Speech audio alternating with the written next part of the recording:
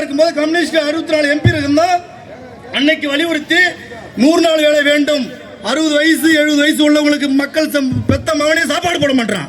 அதனால 100 நாள் வேலை வேண்டும், அதை வச்சு அந்த ஊதியத்தை வச்சு அவங்க சாப்பிடுவாங்கன்னு ஒரு திட்டத்தை கொண்டு வந்து கம்யூனிஸ்ட் வச்ச கோரிக்கை 10 காங்கிரஸ் அன்னைக்கு 100 நாள் வேலை இந்த மாதிரி சம ஊதியம் கொடுக்கணும்.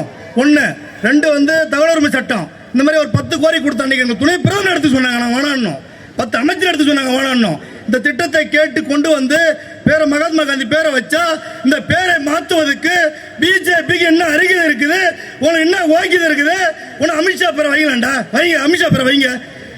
2000 நோட்டு மாத்தினீங்களா, 2000 நோட்டு என்ன நிலைமை ஆச்சு? அந்த 2000 தாள் எங்க இருக்குது? நீங்க நாடு சீரழிஞ்சு போயிருக்குது. நீங்க நாட்டில் வந்து பொருளாதார வீக்கு, பொருளாதார முன்னணியில் இருந்த இந்தியா நீ பொருளாதார வீக்கு 2000 தாளை காணும். அதே போல வந்து நீங்க இன்னைக்கு போடுற சட்டமுறை நீங்க ஒரு சட்டம் போட்டிருக்கானு இன்னைக்கு அறிவிச்சிருக்கானுங்க 100 நாள் வேலையை வந்து 125 நாளா உயர்த்துறோம் அப்படின்றது. நாங்க போட்டது சட்டம், நீங்க போட்டது திட்டம். சட்டம் என்பதை காலி பண்ண முடியாது, ஆனா திட்டத்தை காலி பண்ணிடலாம். இந்த திட்டத்தை அன்னைக்கு நாங்க 2000 பேர் வேலை கொடுத்தோம். ஒரு பஞ்சாயத்துல 2000 பேர் 1000 பேர் 1500 பேர் வேலை செஞ்சாங்க. 100 நாள் வேலை 600 பேர் 700 பேர் வேலை செஞ்சாங்க. என்ன மாதிரி கையெழுத்து வாங்கி பணம் எடுத்தாங்க. இன்னைக்கு நிலைமை 20 பேர். அதுக்கு போட்டா பிடிக்கணும், அதுக்கு வந்து போட்டா பிடிச்சி காட்டணும், பீடியா கிட்ட காட்டணும், ஓவர் சைஸ், அதுக்கு இல்லாத ரூல்ஸ் எல்லாம் போட்டு அதுங்க பீடியா கிட்ட கொண்டாந்து காட்டுறதுக்குள்ள அந்த பொண்ணு கணக்கெடுக்கிற பொண்ணு மண்டை பிச்சுக்கும். இந்த நிலைமையில 20 பேர் கொடுக்குறான். அதே போல இப்ப 125 நாளா உயர்த்திறன் ஒரு அறிவிச்சிருக்காரு மோடி. நான் என்ன கேட்கிறேன், இந்த வேலையை முழுமையாக முடக்கிறதுக்கு பிஜேபி முடிவு பண்ணிட்டான். புரியுதுங்களா?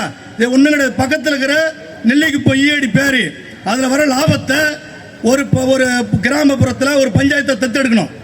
ஒரு 6 மாசத்துக்கு ஒரு தடவை ஒரு பஞ்சாயத்தை தத்தெடுத்து வர லாபத்தை அந்த பஞ்சாயத்துக்கு வீடு கட்டுவது, ரோடு வசதி செய்வது, இந்த மாதிரி ஒரு திட்டத்தை கொண்டு வரணும். அதை நேரடியாக பிஜேபி கையாளுறாங்க பணத்தை. அதே போல நெய்வேலி என்எல்சி வெங்கடசாமி சொன்னது போல நெய்வேலி என்எல்சியில் பார்த்தீங்கன்னா இன்னைக்கு பல ஆயிரம் கோடி லாபம். அவனும் கிராமத்தை தத்தெடுத்து பல ஊருக்கு சேவை செய்யணும். அந்த பணத்தை ஃபுல்லா பிஜேபிக்காரனே வாங்குறான். அதே போல அதிமுகவோட எடப்பாடி பழனிசாமி நல்லா போண்டா மாதிரி வளர்த்து வச்சுக்கின்னு அவர் பேட்டி கொடுக்குறாரு. திமுக காலை ஊனாது, திமுக ஆட்சிக்கு 2026 எந்த கொம்பா நினைச்சாலும் சரி திமுக பெரும்பான்மை ஆட்சி அமைக்கும். 200 தொகுதியை கைப்பற்ற கூட்டணி, இந்த கூட்டணி தமிழ்நாட்டில் 200 தொகுதியை கைப்பற்றி மீண்டும் தளபதி ஆட்சி அமைக்க எந்த கொம்பானாலும் தடுக்க முடியாது, தடுத்து நிறுத்த முடியாது. எடப்பாடி பழனிசாமி இருக்கிறோம் தெரியாது என்று வாய்ப்புக்கு நன்றி கூறி விடைபெறுகிறேன். நன்றி, வணக்கம்.